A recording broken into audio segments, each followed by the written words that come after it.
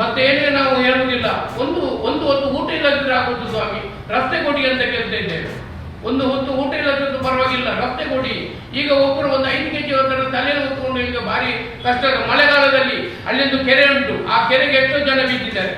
ಬೇಕಾದ್ರೆ ಅಲ್ಲಿ ಆ ಊರಿನ ಜನಗಳಿದ್ದಾರೆ, ನಮ್ಮ ಮೆಂಬರ್ಗಳಿದ್ದಾರೆ, ಅವರ ಹತ್ರ ಬೇಕಾದ್ರೆ ಕೇಳಿ. ಬೇರೆ ಏನಿಲ್ಲ. ನಾವು ಮಾರ್ಚ್ 25ರೊಳಗೆ ನಾವು ಪ್ರತಿಭಟನೆ ಇಡ್ತೇವೆ. 30ರೊಳಗೆ ರಸ್ತೆ ಖಂಡಿತ ನಾನು ಮಾಡಿಯೇ ಮಾಡ್ತೇನೆ. ಯಾವುದೇ 5 ಗಂಟೆ ನಾನು ಅದಕ್ಕೆ ಎದುರುದಿಲ್ಲ. ನಾನು ಜಗ್ಗುವ ವ್ಯಕ್ತಿಯೂ ಅಲ್ಲ, ಏನೇ ಇರಲಿ. ನಾನು ಯಾವುದೇ ಅನ್ಯಾಯಕ್ಕೆ ನಮ್ಮ ಸಂಘಟನೆ ಹೋಗಲಿಲ್ಲ. ಯಾವುದೇ ಮೂಲಸೌಕರ್ಯ ಯಾರಿಲ್ಲ. ಎಷ್ಟೋ ಜನರ ಸರ್ಕಾರಿ ಭೂಮಿ ಉಂಟು, 40 ಎಕರೆ 50 ಎಕರೆ, ಅದನ್ನು ಒತ್ತುವರಿ ಮಾಡಲಿಕ್ಕೆ ಆಗುದಿಲ್ಲ.